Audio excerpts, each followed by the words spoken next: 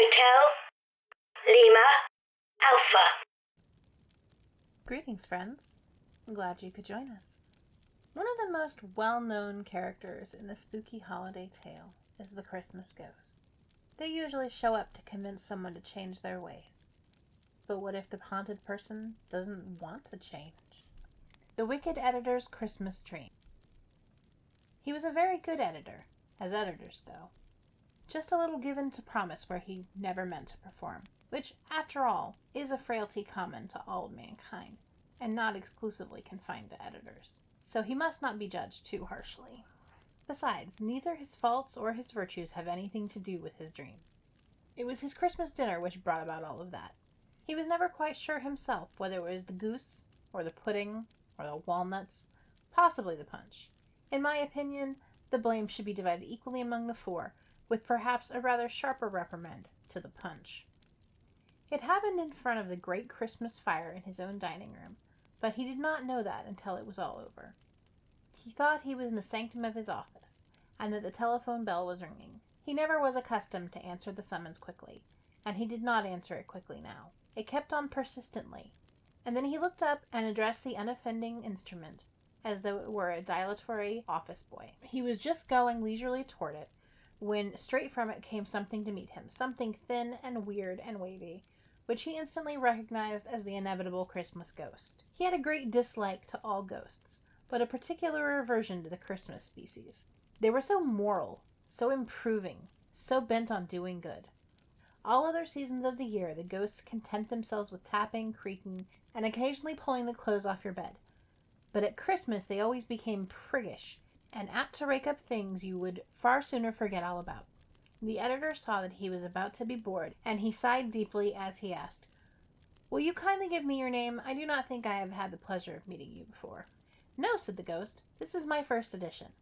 I have been allotted to wait upon you this evening, and show you around a bit." "Thank you," said the editor, "but the chief reporter generally attends to this sort of thing.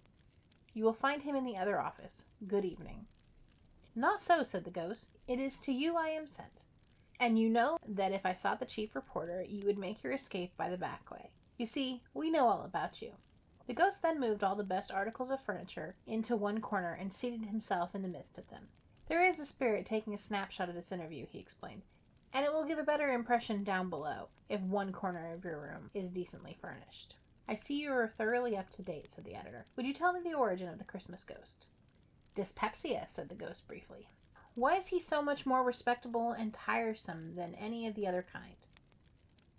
"There is nothing like the liver," said the ghost, "for awakening the conscience, and there is no season of the year when the liver is more likely to be out of order and the conscience more correspondingly susceptible. We take advantage of this and come to earth to administer our rebukes and suggest improvements. I suppose you follow the old rules, pictures of the past, present, and future," said the editor.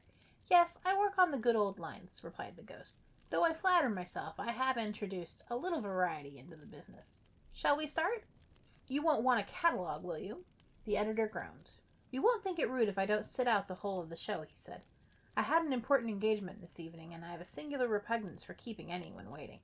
"You shall go at half-time," said the ghost. Then the room was darkened, and the editor felt himself swiftly hurled through the air. He shut his eyes and opened them to find himself in a very strange place. He had, as it were, a bird's-eye view of a number of houses, all poorly furnished, and filled with men, women, and children looking scantily fed and clad. In the center of the place was a pyramid of used foolscap, dusty with age, at which people gazed sadly. Some of them held closely written sheets in their hands, and seemed to be brooding over them despairingly. "What is this?" asked the editor. "This," said the ghost, "is the abode of the dejected men in the rejected copy. You have largely helped in peopling this." "Well," said the editor, "there wasn't room for it all, you know, and I did my best." "Not always," said the ghost, in denouncing tones. "Read that." He pointed to a manuscript over which a very thin, pallid-looking man was leaning, and the editor read it carefully. It was addressed to him, and bore the date of some weeks ago, but he had never read it before. "By Jove," he said, "that's uncommonly good. I'll use that on Friday." "Too late," said the ghost monotonously. "Too late. Look at the man's face." The editor looked. It was the face of a corpse. "That man died of want," said the ghost. The editor shivered. "Shall we move on?" he said. "This place is draughty, and I have a slight cold in my chest." There was another rush through the air, and then they stopped where there was a perfect pandemonium of movement and noise. All about were hung various copies of contents bills of the editor's own paper, and up and down ran boys shouting it out, offering it for sale. The editor was proud to see how people rushed to buy it. "It has immense circulation," he said with a smile of satisfaction. "Yes," said the ghost grimly. "It has, down here. Read that bill out to me. Horrible murders. Shocking disclosures at the divorce court. Suicide of a well-known tradesman. Full details in second edition," read the editor as well as he could above the din of the boys shouting "special" and the stampede of the buyers' feet. "Yes, I remember that well. We got that murder before anybody." "Do not boast," said the spirit. "Watch this boy and girl." The editor followed the direction of the pointing hand. Both boy and girl were reading the paper earnestly and attentively. The girl, who was pretty and innocent looking, was gloating over the story of the divorce, and the boy was drinking in every line of the murder case.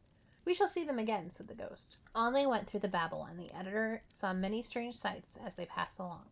Here and there he thought he caught a glimpse of a prison cell. Once he saw a gallows.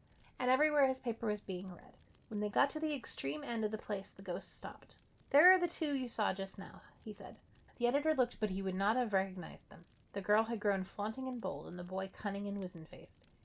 He did not like the change. "Am I answerable for this?" he asked. "Yes," said the ghost. "You and others are answerable for this."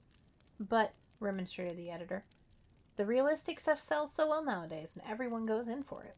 "Even so," said the ghost. "And that girl is an outcast, and that boy is going to the gallows. Have you had enough?" "I should be glad to go," said the editor, "if you have nothing pleasanter to show me." "I was not sent to be pleasant," said the ghost.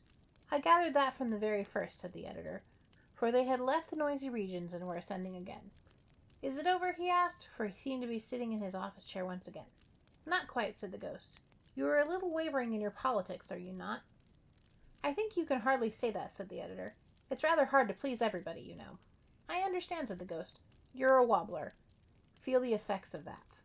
The ghost made strange signals in the air, and the editor instantly found himself seized and shaken roughly from side to side.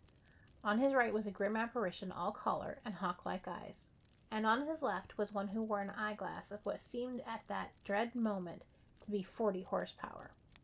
"Who and what are these?" he gasped. "The one on the right is known as the grim old masterpiece, and the other we call the man of parts. Have you decided between them?" The editor could only just shriek yes, so severely that he was shaking, and then freed himself with tremendous effort.